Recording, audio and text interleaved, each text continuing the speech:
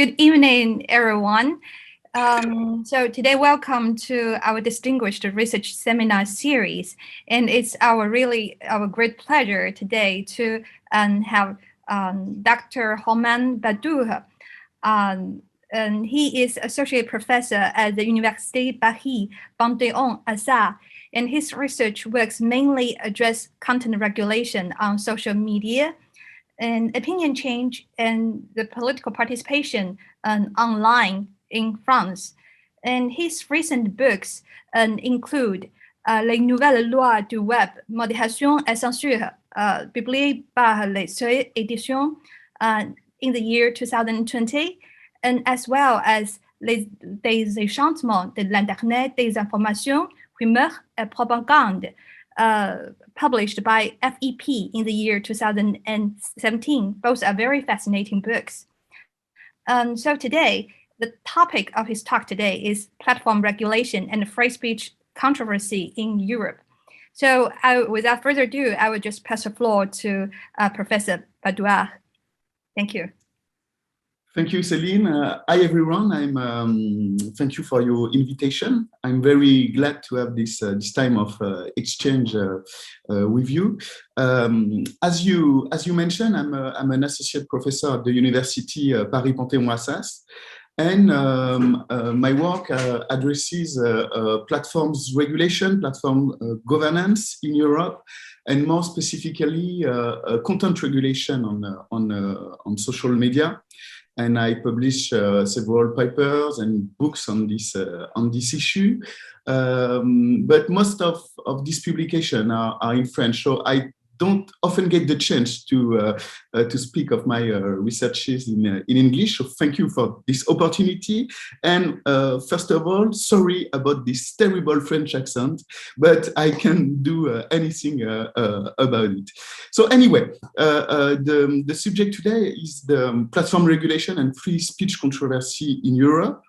And the starting point of my research on the subject is the turning point. The turning point in the relationships between states and platforms in Europe since the mid-year 2010, following several affairs like the Russian affair during the presidential election of 2016 in the US, or the Cambridge Analytica scandal, or the Brexit scandal. There were several scandals and affairs related to content regulation on social media last years. And this turning point has led in Europe to the vote of new laws. Like the NetzDG in Germany, like the law on information manipulation in France, or like the Online Safety Bill in UK, or like the Digital Services Act at the European level, which was presented by the European Commission in 2020.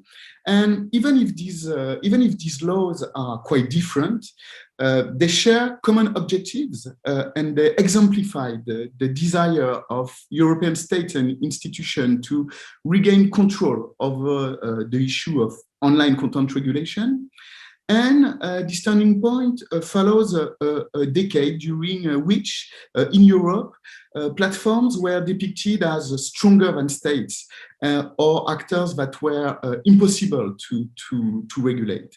So in this context, the new European laws regarding content regulation produce new standards for moderation. They produce new obligations for platforms like performance requirement or time frames for the removal of problematic content on social media.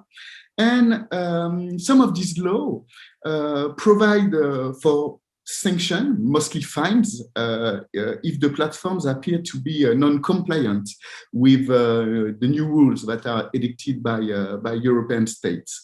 So what I did in my research was to study the reforms of the moderation systems, to study the reforms of the moderation policies at Facebook and YouTube, in Europe between 2016 and 2020 in order to understand how platforms translate regulatory injunction in their moderation system, and to understand how public authorities intend to frame this process.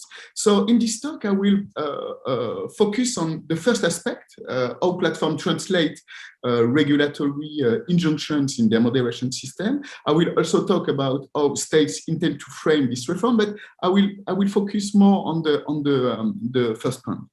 I should also say that in my research, I focused on two types of problematic content that were specially targeted by this new European law, which are fake news and hate speech. But if we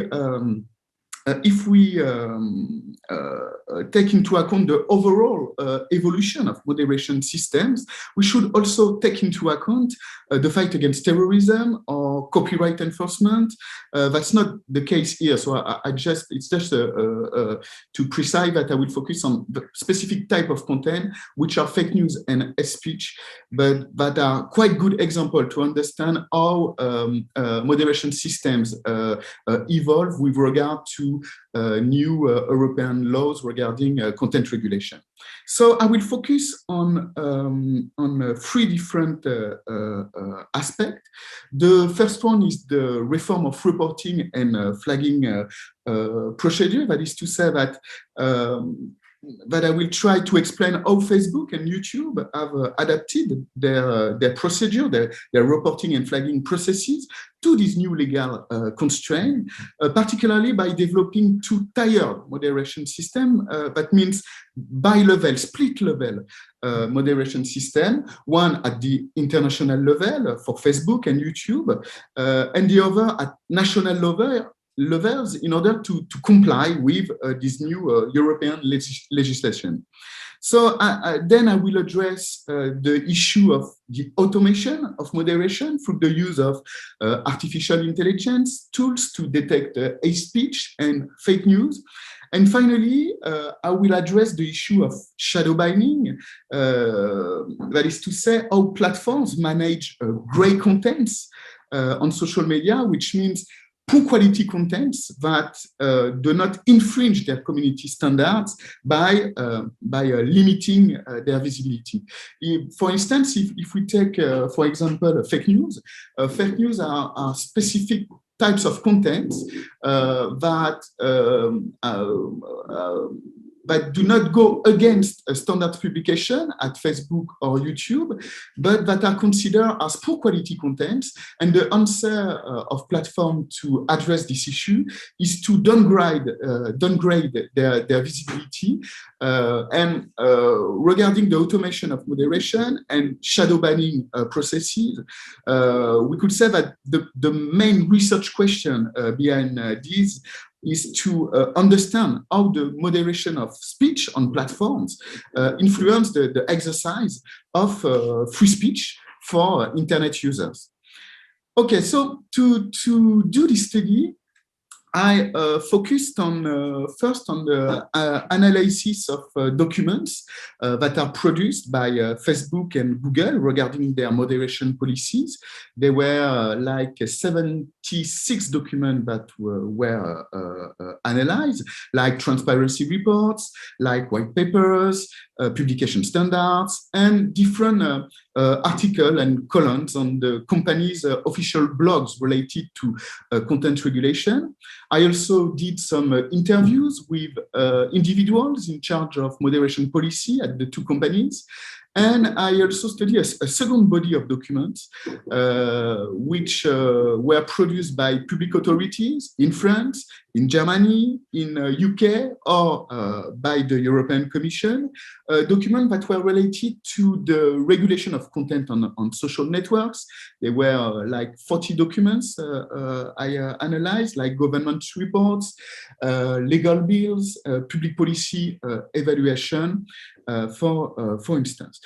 So just a few forewords related to methodology. When researchers have to work with sources that are produced by private companies such as Facebook or Google, we have to take into account that these documents are communication documents. Sometimes they are marketing documents. So they are here to promote the action of these companies. And so we have to keep in mind that we should keep a critical distance toward these sources. But at the same time, these kind of sources are the only sources that are available to study the evolution of moderation policies. And if we want to consider platforms as political and economic actors and not just environment where communication practice occur, I think we have to pay attention to these documents where platforms try to lay out and justify their strategy. A second point I will add to that is that moderation systems are known for their opacity. When we look at the work of Tartan Gillespie with his book Custodian of the Internet, or Sarah Roberts with Behind the Screen, or the work of Sarah Myers-West related to content regulation and users' activism on platforms. All these works highlight that highlight a paradox, a specific paradox, which is that the more moderation becomes important in the work of platforms, the less these platforms are accountable. So practices of moderation are quite difficult to study because what we know about them firstly came from whistleblowers that disclose corporate document, private document, or came from interviews with former moderators of the same company. So in this overall context of opacity, a turning point have taken place in April 2018 for both Facebook and YouTube. On April 24, Facebook published for the first time its community standards. These documents are a set of documents on the application of publication guidelines on the platform, and these documents were formally available to moderators only, and they were disclosed to explain to the broader public how content is moderated on the platform. And the day before Facebook disclosed these documents, Google published for the first time a report on its community guideline enforcement on YouTube, which displayed some figures regarding the contents that are removed from the platform, and which gave information about how these contents are detected. Facebook follows suit the next month with the first community standards enforcement reports. And since then, both companies have updated their transparency report on the application of their moderation policy every 3 months through dedicated and interactive platforms. You can see the one of YouTube on the screen. I'm sorry it's in French, but you have the same kind of interactive reports in a lot of different languages. And for Facebook, they are available in English. So the community standards enforcement report for Facebook, for YouTube, which give data and information regarding the enforcement of moderation policies for both platforms. So for the first time since 2018, researchers through these platforms could have access to platforms' data, even if companies still decide what they want to disclose. And it's a very important point here. YouTube, Facebook decide what they want to disclose and what they do not want to disclose. And in this context, researchers can never certify that the data that the data that are disclosed are really accurate, which lead to a possibility of strategic opacity for the platforms, like described by Mike Annally and Kate Crawford. Strategic opacity is a concept which describe how platform, by showing what they want to show, can decide also to keep secrets over kind of sensitive data that could be of great interest for social scientists and researchers interested in media dynamic.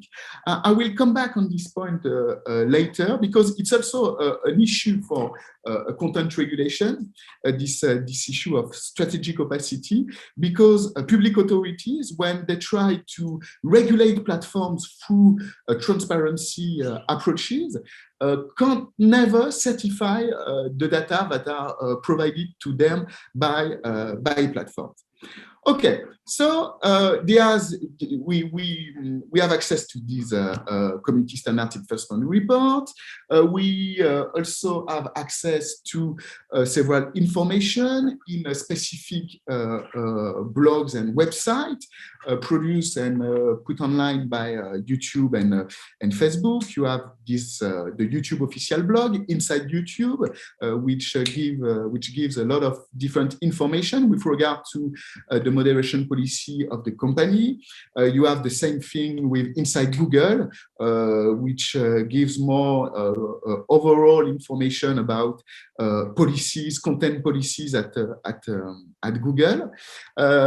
We have also the newsroom, the Facebook newsroom, and the transparency center of the firm, which are two websites which gave also a lot of different interesting information about the reform of moderation systems within the two different companies. Okay, so that was for introduce what I will say later. My first point is the question of the reform of flagging and reporting processes with regards to the new European laws, both at Facebook and at YouTube. I will perhaps start with the German case, which is quite interesting. In the different laws I study for my research, the German one, the NetzDG, in German the NetzDG, is the oldest one. It's the oldest one, and this law intends to regulate social networks within the German territory. And it came into force on January 2018.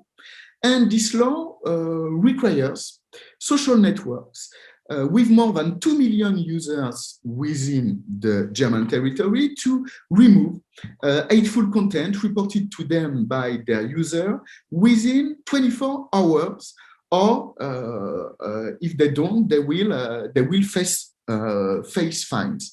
So the German case is interesting because at the European level, it's often seen as an example of a hard regulation approach. Why hard regulation approach? Because it provides platform with time frames. You have 24 hours to remove problematic content, and if they don't respect this time frame, they will face fine. And don't remember exactly the amount of the fines, but it's like millions of euros. So it's new constraints for platforms that are quite hard in the general panorama landscape of regulation within European states. So these new requirements led to 3 different translation of regulatory requirements. The first one is how Facebook and YouTube adapt their moderation system with the implementation of a two-tier moderation mechanism, a two-level moderation mechanism, which consists in removing from the platforms content that violates both its publication standards and German law. Okay, if you have a racist speech, misogynic speech, this kind of hate speech, they will be removed from all the version of YouTube and Facebook. Plus, you have another level which consists in blocking geographically publication that only violates the provision of the German law. And the new German law, the NetzDG, provides for 21 new incrimination that could lead to the removal of content. Okay, so in the law, in the German law, are listed several cases, 21 exactly, that are considered like new problematic contents that should be removed from the platform. So you have this two-level moderation system. And I should precise that this geographical blocking approach is not specific to the German case, actually. It constitutes more a global strategy for managing problematic content. That is to say that today, the German YouTube or the German Facebook is not exactly like the French one or like the one you could have in Hong Kong or in the US. The design is quite different. The way you can report problematic contents is different too. The second point is the training of moderators, because, as I said, the German law provides 21 new incrimination. That means that the platforms have to adapt to this new to this new type of problematic content, and for doing that, both Facebook and YouTube have started to hire and train specialized moderators. On June 2019, Facebook announced it had trained 80 moderators on the specific requirements of German law. And YouTube announced a new team of 73 members, also trained in the evaluation of content specifically within the framework of this law. So there are moderators who are dedicated to the study and the removal of contents that are incriminated by the German law. The first aspect of this reform is the evolution of flagging forms.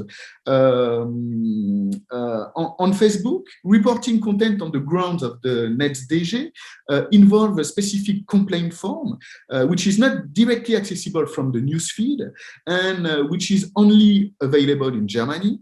On YouTube, on the other hand, the new reporting functionalities are embedded directly in the viewing widget, and that means when content is reported in Germany, the user is asked to describe the content. Is it sexual content, for instance, or offensive or hateful content? And in Germany, users have the option to report content on the grounds of the NetzDG. And to simplify the system, YouTube's team have grouped the 21 new offenses into a set of 7 different categories.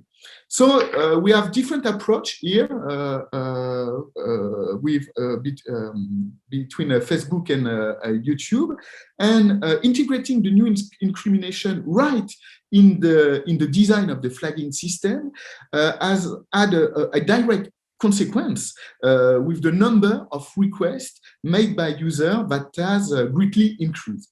For instance, while Facebook stated in its first enforcement report that it had received a few hundred reports on the grounds of the NetzDG, Google announced at the same time that it had received hundreds of thousands of reports, most of them concerning incitement to hatred or political extremism. So the fact to embed this reform of flagging system directly in the design of the platform as a consequence, which is the great increase of the number of requests for YouTube. So what can we draw from the German example? First, we can say that pressure from states can indeed produce effects on platform moderation policy, including changes in the design of the flagging system, the creation of new categories of prohibited content, and the training of staff specialized in the moderation of that kind of content. Secondly, we can see that to comply with this requirement, platforms have created national iterations of their services, which differ from the other existing iterations.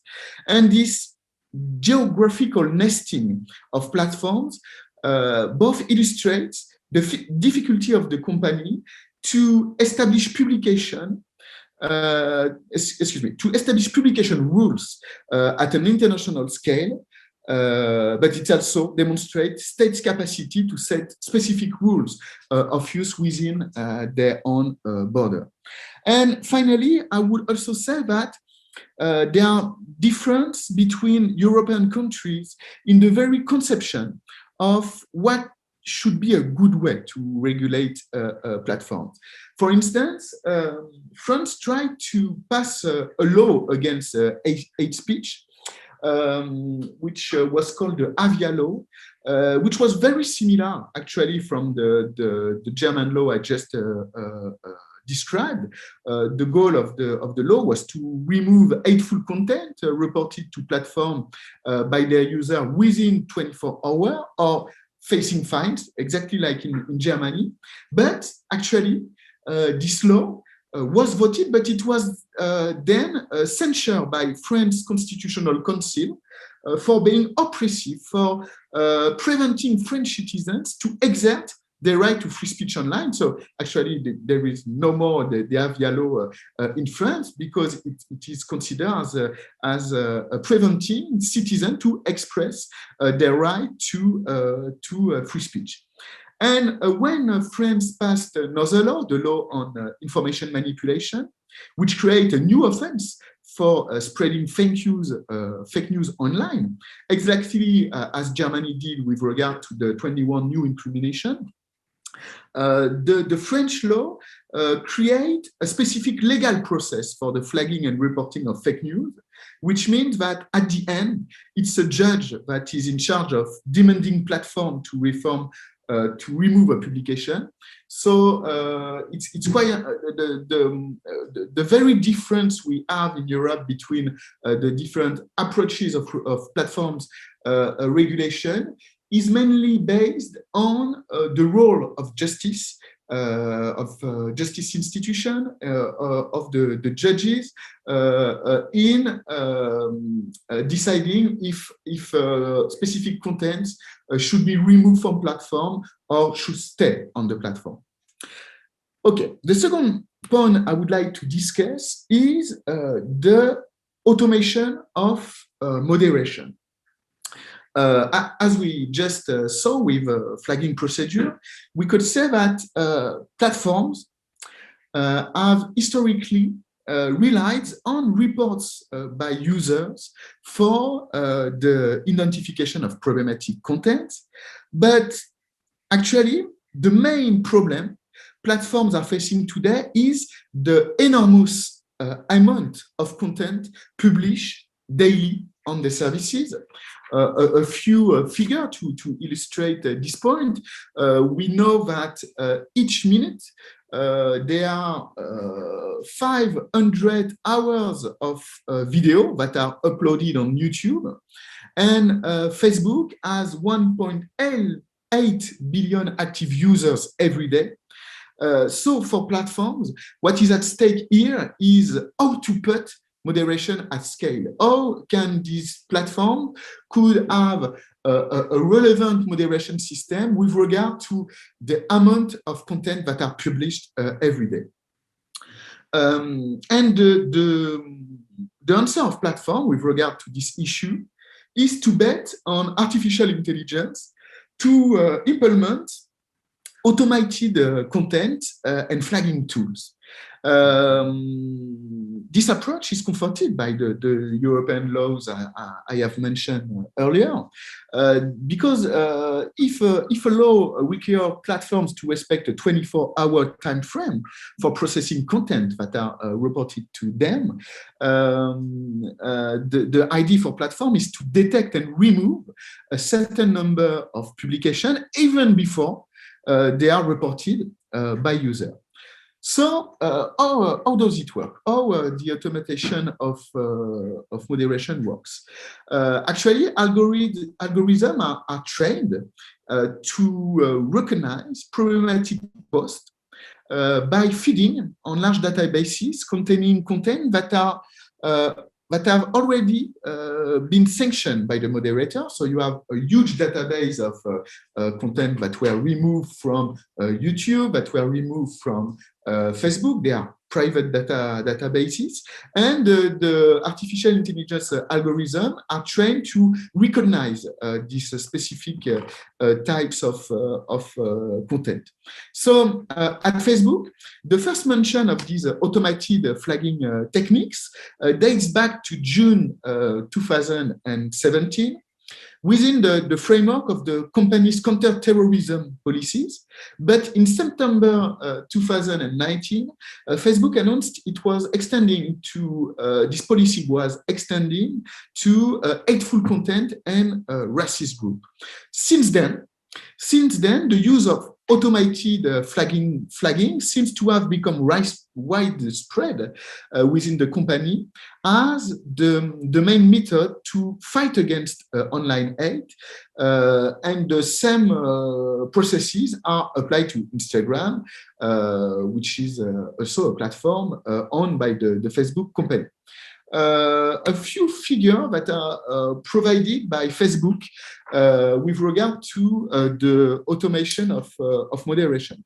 These data are retrieved from the community standard enforcement report I have mentioned in my introduction. Okay, so if we look at the slide, we can see that the share of hate speech that is detected by algorithm on Facebook, we can see that the share increased from 23.6% during the last quarter of 2017. And the share increased to 95.10% during last quarter 2021. So as you can see on the slide, the automatic detection has become the main way to moderate hateful content on Facebook. It's quite the same on Instagram.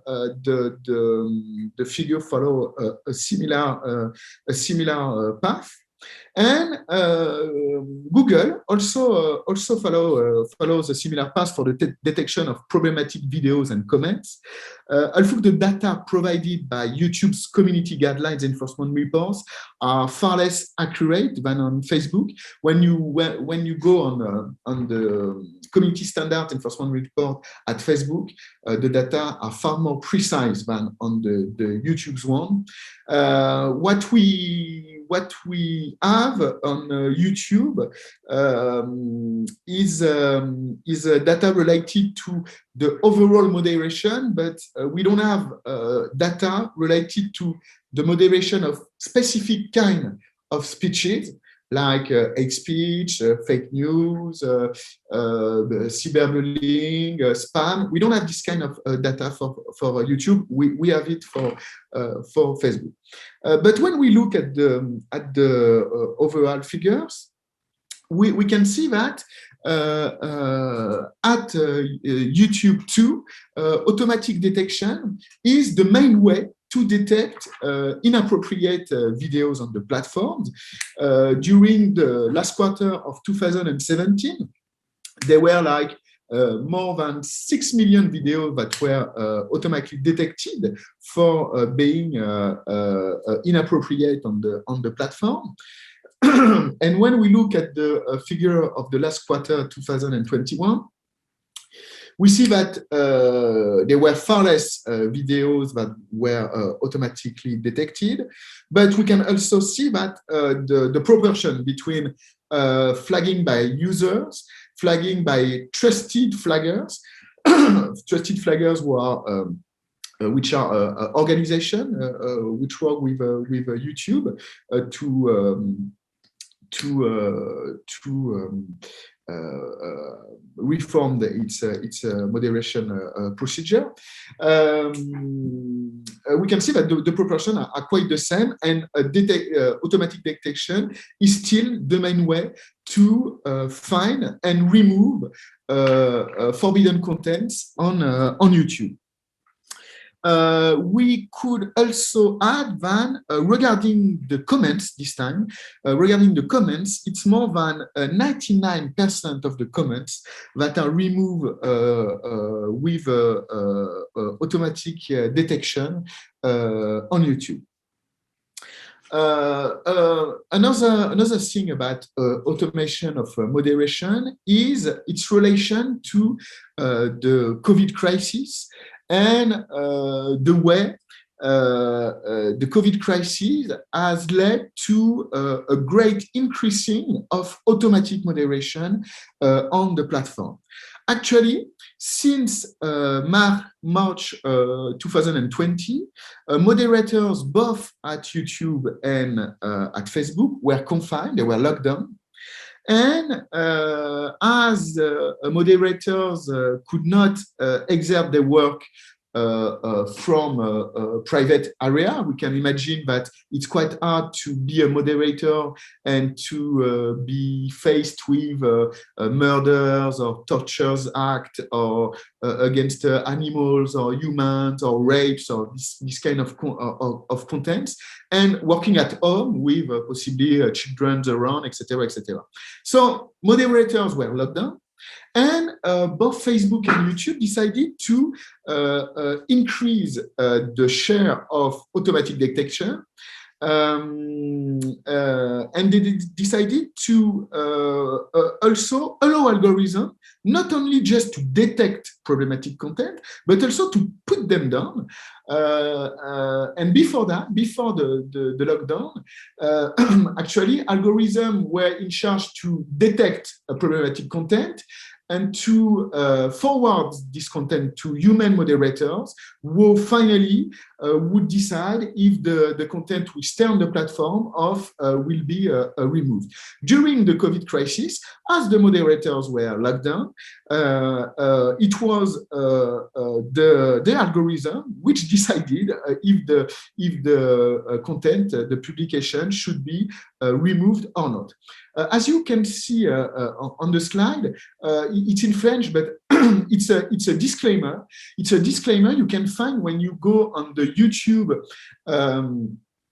enforcement report, which explain that with regard to the COVID crisis, the automatic detection of problematic content has been generalized on the platform, and for that reason, the abusive form of moderation, that is to say, when someone see his publication withdrawn for bad reason, because this publication should stay on the platform, that this problem of abusive censorship and abusive moderation has also increased. You can see it on the figure on the slide. When we compare the automatic detection and the automatic removal of videos on YouTube during the first quarter of 2020, before the lockdown, there were like 5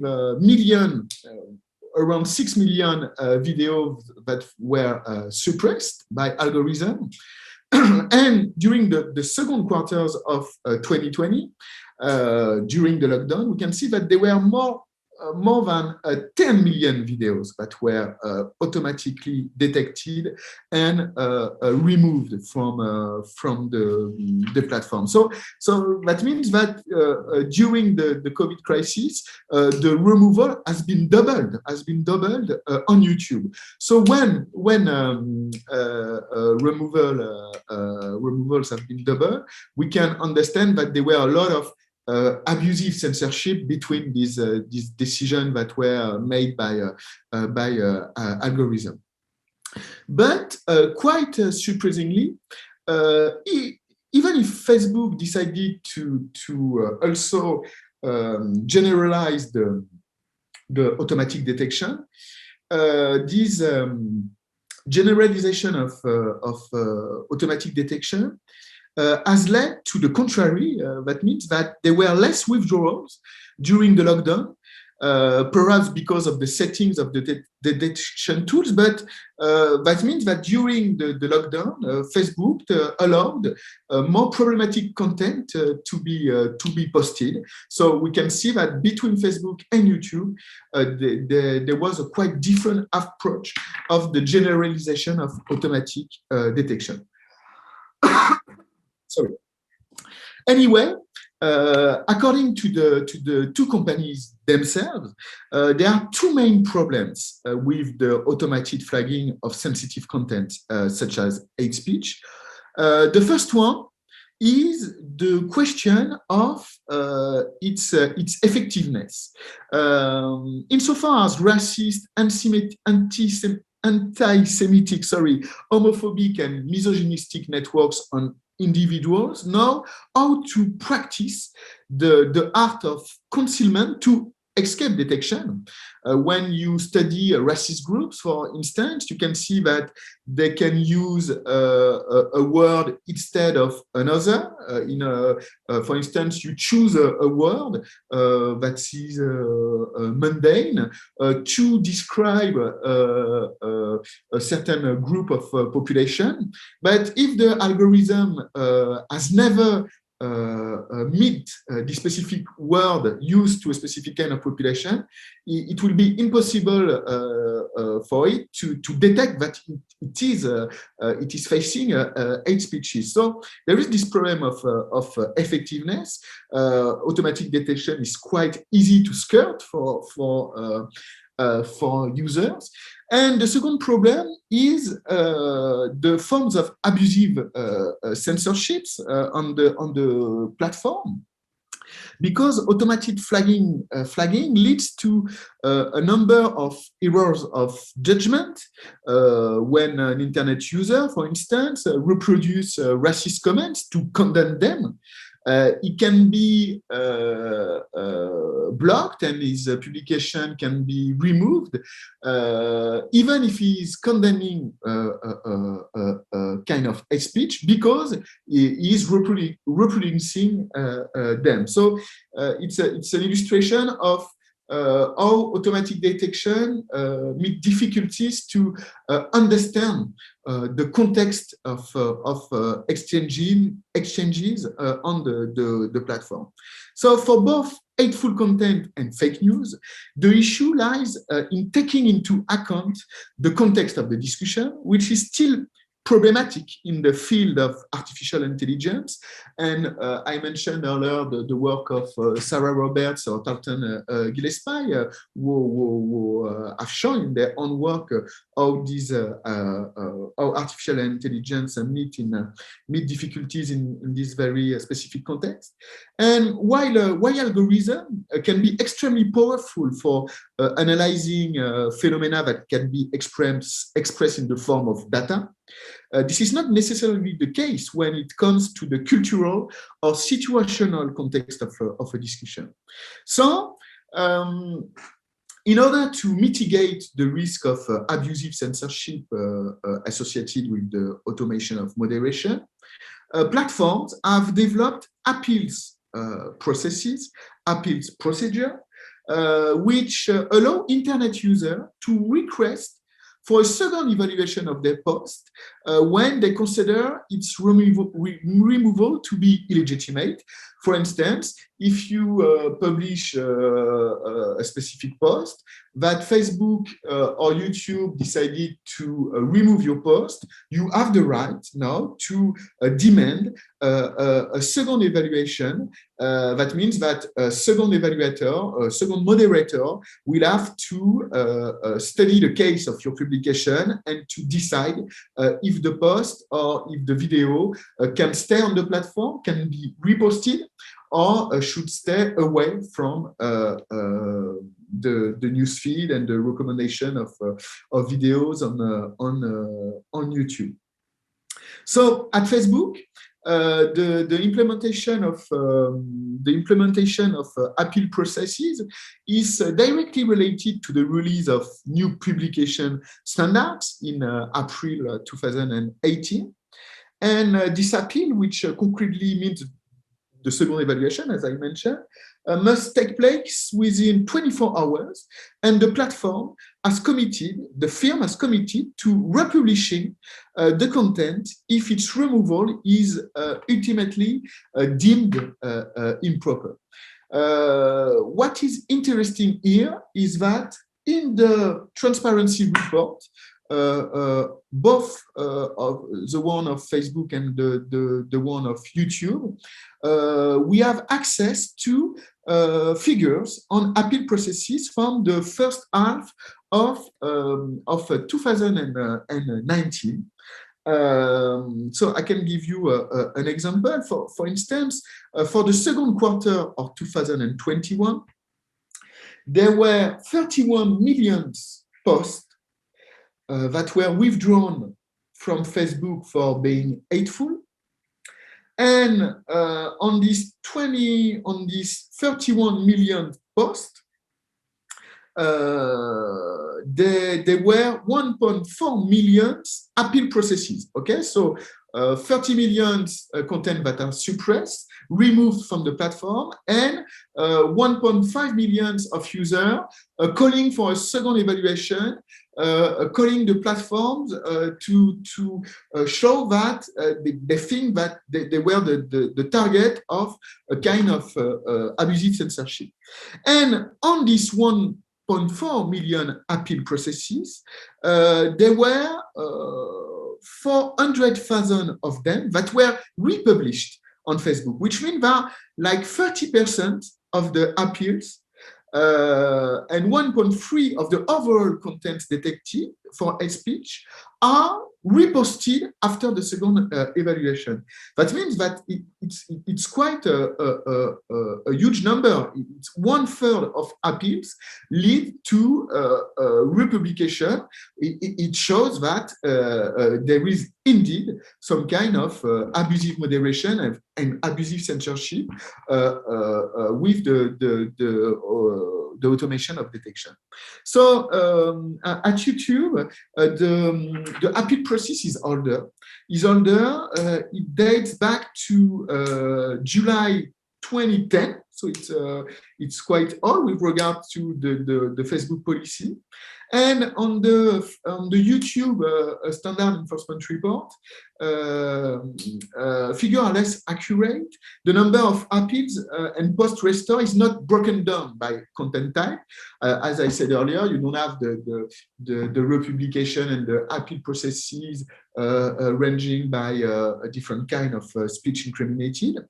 But across the whole platform, and all content types, during the last quarter of 2021, 5.6% of withdrawals lead to appeal process, and 20% of these appeals lead to repost of the content. So the number of posts that are restored on and the repost rate vary with time, but we can say that they usually evolve between 20 and 30% of appeals, which is quite an important trait, as I said. So this means two things. The first one is that moderation processes whether human or automated, actually, are fallible, and every day, many legitimate items of content are removed by mistakes. They are removed by mistake, and with the automation of moderation, there are more and more mistakes. The second thing is that an appeal process is necessary to correct these forms of abusive censorship and allow internet users to fully exercise the right of free speech. Okay, the last part of my talk will be dedicated to the question of shadow ban and content invisibilization. Another problem with hate speech and fake news is that they are quite hard to moderate. Actually, hate speech is easy to moderate when it is explicit. Okay, when you have a racist word, when you have a homophobic word, it's quite easy to detect it and to withdraw the publication. But as I said earlier, it's not the case when the hate speech is concealed using obfuscation techniques. I say, like misspell the word, like using a word instead of another, like developing a convention about using a specific image with regards to a specific group of population. And when we are facing this kind of concealed hate speech, the publications enter a gray area because while it does not explicitly go against the platform's publication standards, it still constitutes undesirable content. So the ambiguity is even stronger with fake news, because unless a fake news is insulting or is defamatory, it does not violate publication rules of Facebook and YouTube. But for political or economic reasons, both YouTube and Facebook want to limit its propagation. So to manage these gray contents, the two platforms have thus set up strategies to render it invisible or to limit its distribution without removing it. It is what is called shadow banning. You understand the word, is that your publication is still on the platform, but there are less and less internet users able to see it. I will give perhaps more details on that. At Facebook, this strategy is summed up in 3 words, which are remove, reduce, and inform. While the company claims that it has been in place since 2016, the policy was detailed and reinforced from April 2019. And it's pretty simple, is to remove first, remove from the platform content that violates its publication standards. It's for the remove aspect. To inform users about the content they see and its degree of reliability, and third, to downgrade the visibility of gray content identified as being of poor quality, but neither illegal nor violating the platform publication standard. This is for the reduce aspect. So in tangible terms, it means that while the content is still online on the platform, it is displayed lower in the newsfeed and is therefore less seen and less shared by internet users. You can guess that if you go on a specific platform, you have your newsfeed, and the idea is a publication which should be at the top of the newsfeed. It is decided to put the same publication at the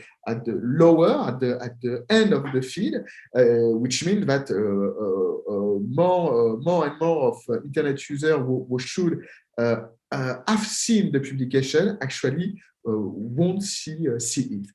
In September 2019, Google introduced its so-called 4 hours policy for YouTube, 4 hours for remove, raise, reward, and reduce. It is based on the principle of removing from the platform content that violates the standard, providing dedicated visibility spaces for reliable sources and boosting the visibility of creators of reliable content. It's for the raise and reward aspect. And while also limiting the visibility of unreliable and poorly rated content, this is for the reduce aspect. So on YouTube, this reduction of visibility is expressed differently. Problematic content is ranked lower by the recommendation algorithm, or is even made impossible to share.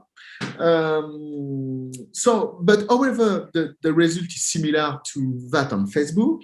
Videos are less viewed, they are less shared, while remaining online on the platform. And according to Google, this technique reduced the viewing of problematic videos by 80%. But you understand when I talk about that this management of gray content poses a major problem for users because in the event of an act of abusive censorship, there is little visibility on the platform decision, and these decisions are quite difficult to challenge because the user continues to post content, but does not reach. But this content does not reach their usual audience, but it's invisible. You can't see that your post is less viewed than usual. So in order to address the risk of being accused of abusive censorship, both Google and Facebook have adopted a similar approach, which is delegating responsibility for ruling on the harmfulness of this gray content to third parties who are independent from the platform. So for instance, at Facebook, it's a journalist. Facebook work with journalists whose work is to take decision about fake news that are published on the platform.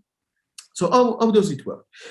Actually, Facebook set up a partnership with professional journalists, the third-party fact-checking program, which was launched in December 2016, and which now counted 50 partners covering 40 different languages.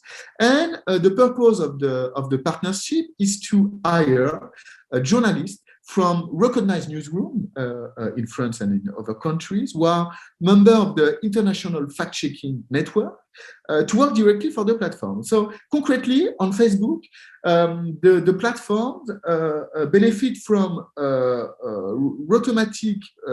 automatic recognition mechanism, which can identify weak signals indicating the unreliable nature of a piece of information. For instance, what are these weak signals? It could be reports by users. It could be comments in which users dispute its veracity. So when these weak signals are activated, the post concern is sent to a team of fact checkers, and this team have to verify it and to give it a reliability rating. And if the rating is poor, free decision can be made regarding the post to reduce its visibility on the newsfeed, to produce a sharing warning that displays when a user wants to share the information. That is to say that you have a kind of pop-up which display indicating that the information is not clear, it's not reliable, it's dubious. And or the third way is to apply a viewing warning on the publication saying that the publication is dubious and it requires a second click to access to it. So during an interview I did with a public policy manager at Facebook France, she told me that like 50 million warnings were associated with content worldwide in April 2020. And she told me that this dissuaded 99% of users from clicking on the content in question. So it's the figure provided by Facebook. I don't have the means to cross-check this information, but the platform are quite happy with the solution of shadow banning. At Google, the task of collectively evaluating the reliability of content is entrusted not to journalists, but to ordinary users gathered on a panel called quality raters. Who are the quality raters? Quality raters are ordinary internet users who have to evaluate their browsing experience when using the company's products, like the search engine, like Google Maps, like YouTube. And among other things, they are asked to share their opinion on the intrusive nature of advertisement on website, the degree of expertise of the page they are viewing, or the congruence between what they are reading and what they were expecting to find. And the results of this evaluation are used in the updating of the algorithm of the Google search engine. And the same approach of evaluation by internet user also informs the various updates of the YouTube recommendation algorithm. And these evaluations were part of the major changes of YouTube algorithm in January 2019, which was intending to improve the quality of recommendation on YouTube. And according to a study by a team of researchers from Berkeley, this change cut down by half the number of recommendation of content deemed to be conspiracy related. Okay, so the application of shadow ban on YouTube means less recommendation of problematic content. And when you have less recommendation of problematic content, it means that they are less viewed and less shared, and it has the power to decrease in great proportion the visibility of a problematic content. So what can we draw? From that, from the issue of shadow banning? We can say that shadow banning, the fact of shadow banning contents, that is to say rendering gray content invisible, therefore relies on forms of regulation based on the very design of information architecture, because the goal here is to influence the behavior of internet users either explicitly through warnings to dissuade them from viewing or sharing information, or implicitly by using information ranking algorithm to ensure that information is seen less, by downgrading its visibility in newsfeed on Facebook, or by recommending it less on YouTube. So the visibility or the invisibility of information have thus become a regulatory tool.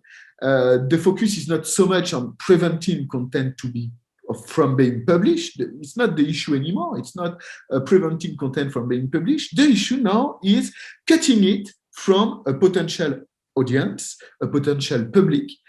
So we can say that it's a kind of regulation through information infrastructure, and it's less trivial than it seems, because insofar as the sorting and ranking of information is central to the debates on platforms' editorial responsibility. The whole debate regarding platforms to understand if they have to be considered as host or as publisher. And in France, for instance, the law on confidence in the digital economy, which was passed in 2004, established a distinction between hosts, who in the eyes of the law have a diminished liability, and publishers, who are considered as fully liable excuse me, liable in the eyes of the law. But the application of this legislation to the activities of platform led to contradictory court rulings in the year 2000.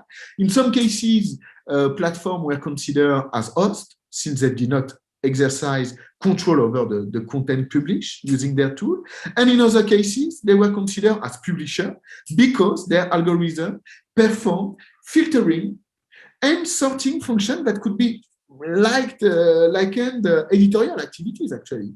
So the use of visibility, resources, and infrastructure to perform curation and moderation, and that's the case with shadow banning, reinforce these companies' typically editorial role because they actually indirectly decide what is worth being seen or forgotten, and thus platforms assume a role of gatekeepers on social networks.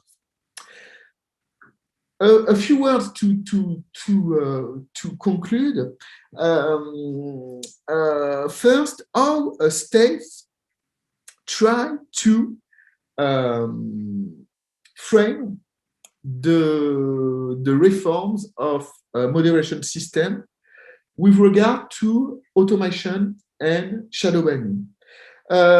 In France, they did the same in Germany and in the UK. The states have decided to develop a transparency approach, which means that platforms have to publish transparency report on how they moderate content, what kind of content is detected, using what kind of tools, etc., etc. In France, platforms have to publish a transparency report every 6 months, since the law on information manipulation have passed.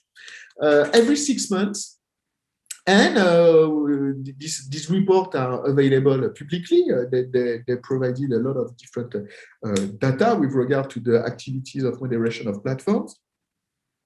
But as I said earlier, this transparency ideal meets some limits, as Mike Anani and Kate Crawford has shown with the concept of strategic opacity.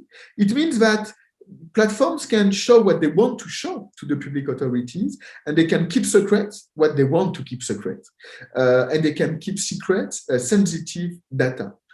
What kind of solution could be provided with regard to this issue?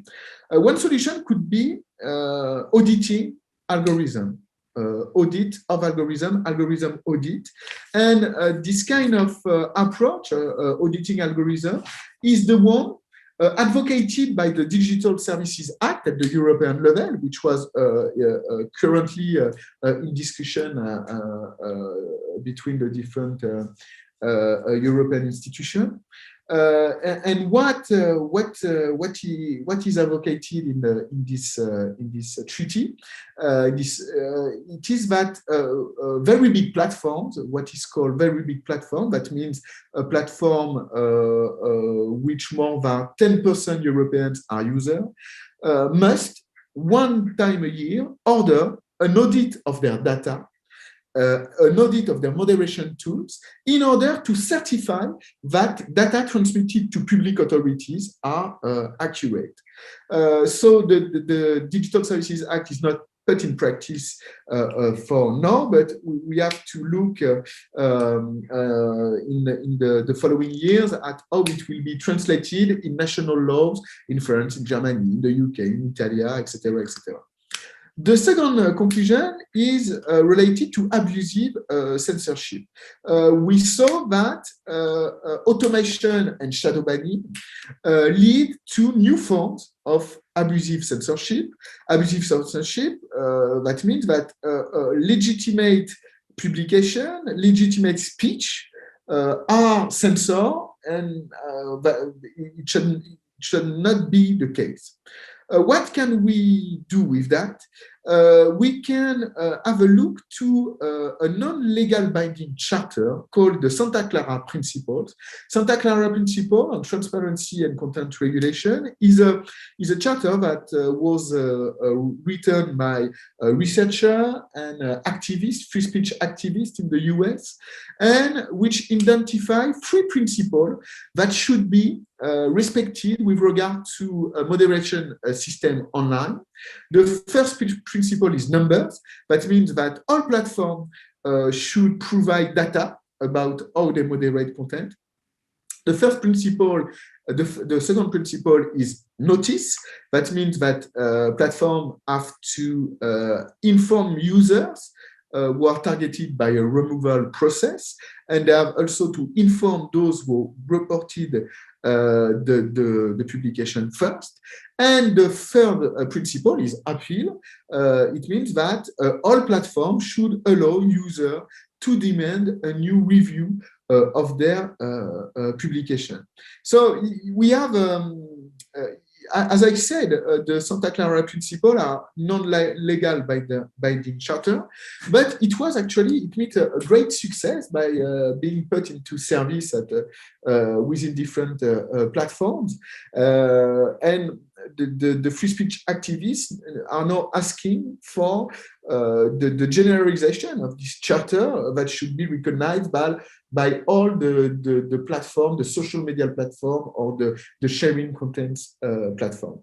The team of the Santa Clara Principle have published a new version of the charter, which is far more long, which is longer than the first one, with new principle. And if you are interested in this question of free speech of internet user, I recommend to have a look at it. And finally, my last word will be for the question of ethical design, because we can see that using automation and shadow binding, platforms are involved in a movement of regulation through technologies. That is to say that they delegate to algorithm the charge of moderation. And as I said, these automation and shadow banning lead to abusive censorship. And if we consider that infrastructure are now means to regulate, we can see that in the context of the techlash, with all the previous worker at the Silicon Valley, from Google, from Facebook, who act like a whistleblower, showing to the public the bad effects of these technologies on democracy, on social ties, etc., etc. We can see that there is also a movement of designers, of computer scientists, a movement of ethical design, which consider in promoting new ethic principles in the very conception of platforms, of social media platforms, of sharing content platforms. And they promote new application, new kind of application. They promote more respectful application which are respectful of the attention of the users. And we can say that there is the law, but like I said, Lawrence Lessig, code is law also, and using new ethical technology is part of the solution. It's part of regulating differently the content online by choosing information infrastructure that are respectful from us, from the internet user, from our attention. And I think it will be an issue of attention for the years to come. Thank you for your attention. I don't know if I was very clear or not, and I am open to discussion now. Thank you. Thank you so much, Dr. Badouard. it's really a fascinating talk, and there are a lot of insights. So vraiment éclairant. Merci beaucoup. So now, could we just open the floor? So if you have any questions, please feel free to open your mic and directly speak, or you can type in the chat box.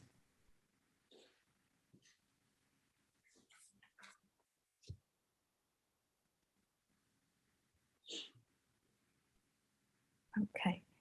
Yeah. So here is a question from Qihua. Yeah. Okay, thank you for your clear and timely sharing. The free speech tradition encourages counter speech instead of direct restriction for socially problematic speech.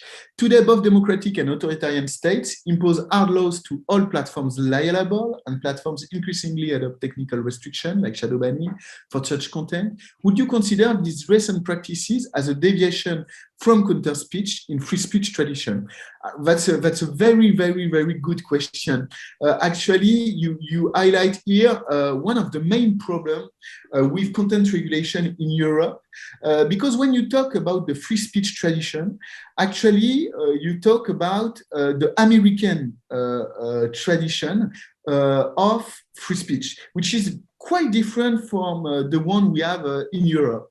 For instance, with regard to hate speech, in the US, free speech is the main values of the American democracy. It is guaranteed by the First Amendment, and it is considered in the US that hate speech should not be removed from platform because it is part of the public debate. And as you mentioned, the way to fight against hate speech is counter speech. That is to say, if someone is racist, you have to talk with him, showing him why he is mistaken by being racist. It's very different of the conception of free speech we have in Europe, where in Europe, we consider that we should prevent hate speech to be expressed in the public debate, but it is related to our history with the Second World War and the idea that in Germany, for instance, there were fascist parties which came to power by publicly having racist discourses. So it is recognized in Europe that we have to protect the public debate by preventing hate speech to be publicly expressed. And we have laws that condemn racist talks. So in France, if you publicly express racist opinions, you will face a trial, and you will have a fine for having a racist words. So I don't really consider that there is a deviation from counter speech in free speech tradition, but what I would say is that even the US is with the problem of fake news and hate speech is more looking at how it works in Europe, because Europe was first demanding and asking for more hard regulation approach of speech. And first of all, platforms were not agree with that. They were saying, no, we don't want to moderate more speech because we are involved in a free speech tradition. And what I can say is that they are more adopting the European approach. So it's a kind of deviation from counter speech in free speech tradition, but no a deviation by saying, okay, we don't want free speech anymore, more by saying, okay, we are doing like the European wants to do it, because it could also help us to protect the debate on platform. But you have reason to mention that it's a kind of deviation from the free speech tradition. Thank you. So, yes. With the song, can I ask a quick question? Yes, please go ahead, Anilesh. Hi, thank you very much. So thank you very much for your thought-provoking talk. And I'm more interested in the political economy of these platforms. Now, when you were mentioning about how sort of stringent measures are taken in countries like UK and US and France and Germany, in terms of Facebook, these are not the countries which matter in terms of the significance of numbers, right? A large number of users of these platforms exist outside the countries that you mentioned. For example, France and Germany, honestly, quantitatively speaking, doesn't matter in terms of user numbers. So what I'm more interested is how does the political economy of these media platforms, these social media platforms, affect the idea of or impact the idea of curbing free speech? For example, there was an interesting study, investigation by some journalists in the Indian context, where they found out that Facebook deliberately was promoting the messages of the ruling party while hiding or constraining the messages of the opposition. So what I'm trying to understand is, while there may be on user level very apparent ways of curbing what people want to say out, but in the larger context of, say, democracy or on institutional level, how do you understand the role of political economy in curbing free speech on those platforms, if that makes sense? Yes, thank you very much. I'm sorry, there are works in the apartment next the lab, so you can hear perhaps some bad noises. But thank you for your very good question. I think it's central in the question of moderation, the idea of the economical of economics and how works the advertising markets related to the moderation of content. First of all, you said that in terms of numbers, Europeans were far less numerous than users outside the European territory, and it's true. But when we look at the revenue, the advertising revenues that are generated in Europe, actually they are quite important.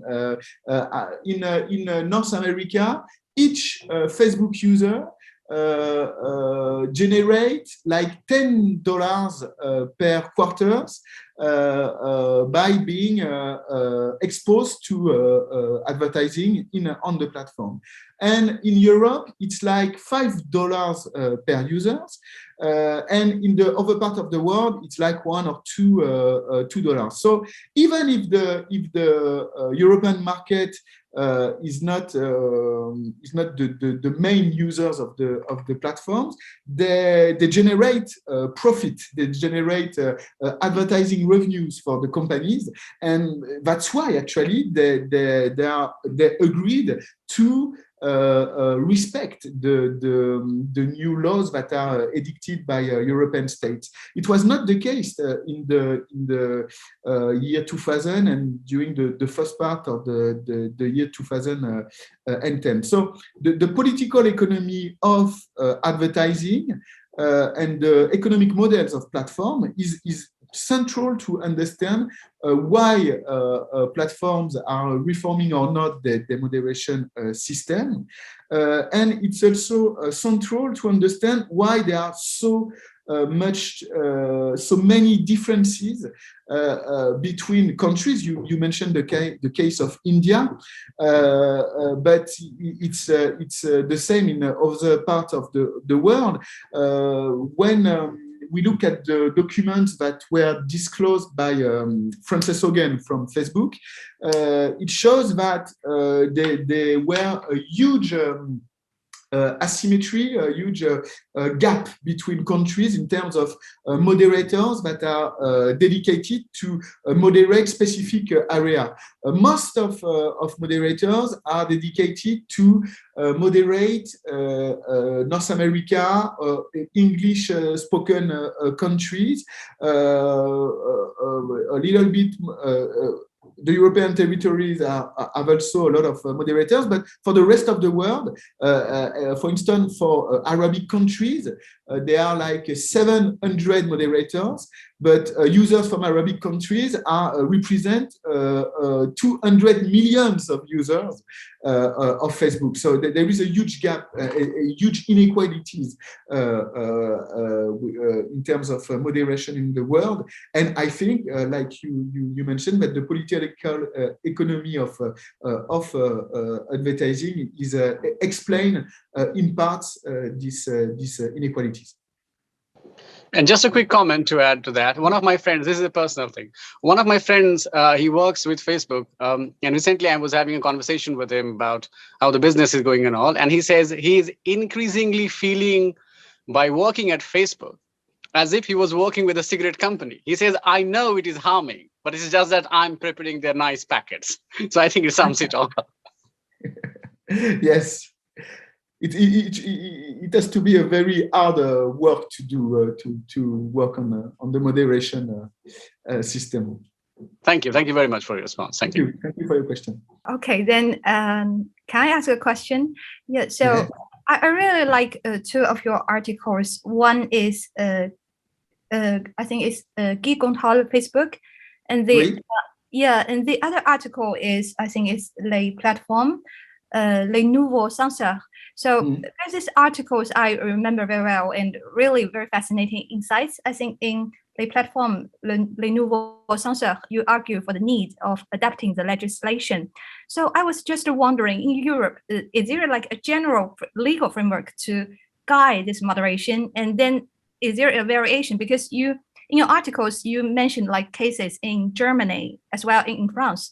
So I was wondering, is there like at the legislation level, is there kind of variation between these countries? So this is my first question. And the second question is very interesting. You just mentioned like the moderation, like by automation. So I was just wondering, for fake news, sometimes it's really hard to define, even for the human beings, because for machines, I think it's getting even more difficult.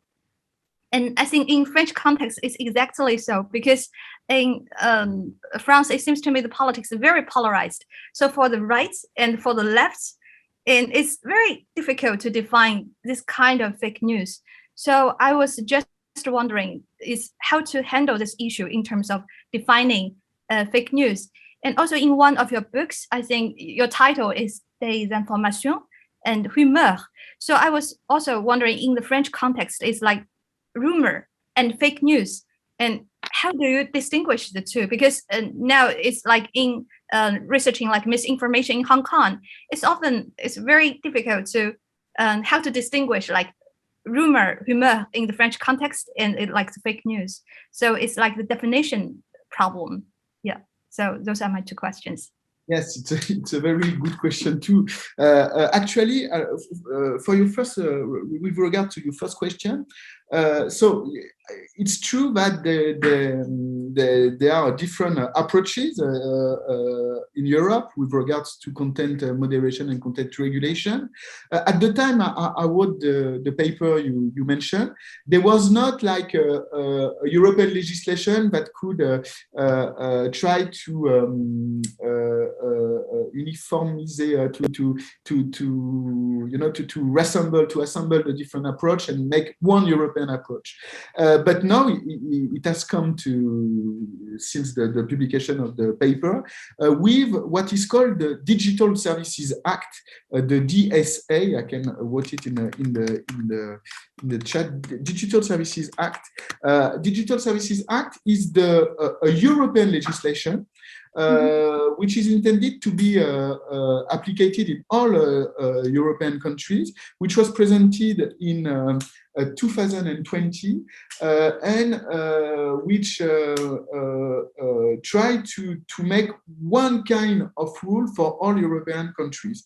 So you have to have in mind that in Europe there are huge gaps and huge differences between Western Europe and Eastern Europe regarding this question of content moderation. That is to say that in the UK, in Germany, or in France, there are a lot of public affairs with regard to moderation, and there are a lot of critics with regard to the role of Google and Facebook in the public space and the public debate.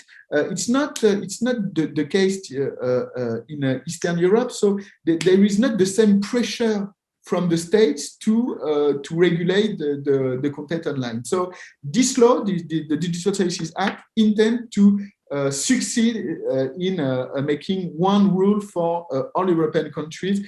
I can't say today if it will work or not. And for your second question, it will work or not, because how does it work in Europe? The European Commission, the European Parliament are making rules for every country, but each country has to translate the European rules in terms of national laws. So there are always difference between the different countries. And I think that with regard to the Digital Services Act, there will be a lot of differences between a European country. And for your question related to the political fake news in France, it's true that fake news in France are very political. You have also a lot of fake news related to health problems, and we saw that with the COVID crisis. But it's not so much the case this year, because we are currently in a presidential election in France. This year there were not so much political fake news on social network, but during the election of 2017, there were a lot of fake news produced by far-right movements to fight against Macron, the president who was elected, and who were targeted Macron, who were targeted the political elites, and who were targeted refugees, who were spreading racist information. So it's the far right ecosystem on the internet, which is producing a lot of French political fake news. And the difference with rumor is that there are a lot of rumor on social networks. But when we talk about fake news, it's a very specific kind of misleading content. We talk about misleading content that that take the appearance of a newspaper production, but the content is fake, and it is talking about some public issues, etc., etc. So it's not quite the same, even if there are a lot of rumors on social media in France. Fake news are a very specific type of content among all these rumors. We'd like to thank you again, Professor Badouard, for this fascinating talk. And then we really welcome you one day to come to our university. And then, yeah, so it will be a good opportunity for us to exchange our further views. So thank you. I would be more than happy to come and meet you in Hong Kong, and if I come to Hong Kong, I will let you know. And thank you for your invitation, and thank you for the question that were very, very interesting. Okay, so thank you all. Yeah. Thank you all. Goodbye. Bye.